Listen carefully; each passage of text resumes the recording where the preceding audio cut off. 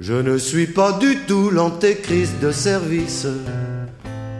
J'ai même pour Jésus et pour son sacrifice un brin d'admiration, soit dit sans ironie, car cela ne doit pas être une sinécure, non que de se laisser cracher à la figure par la canaille et la racaillerie unie.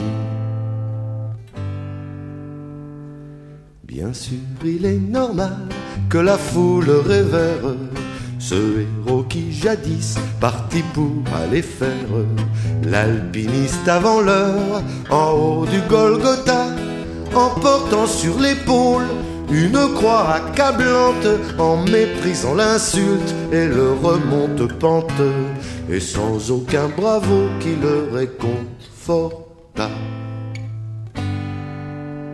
Bien sûr, autour du fond, la couronne d'épines, l'éponge plongée dans Dieu sait quelle bibine, et les clous enfoncés dans les pieds et les mains.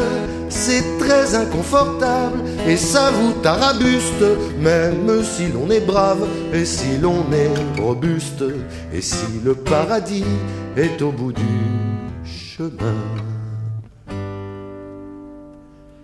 Bien sûr, mais il devait défendre son prestige, car il était le fils du ciel, l'enfant prodige. Il était le Messie et ne l'ignorait pas. Entre son père et lui, c'était l'accord tacite. Tu montes sur la croix et je te ressuscite. On meurt de confiance avec un tel papa.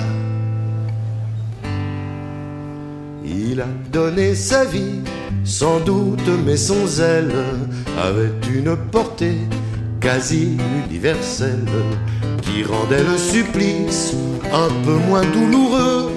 Il savait que dans chaque église il serait tête d'affiche et qu'il aurait son portrait en vedette au milieu des élus, des saints, des bienheureux. En se sacrifiant, il sauvait tous les hommes, du moins le pensait-il, au point où nous en sommes.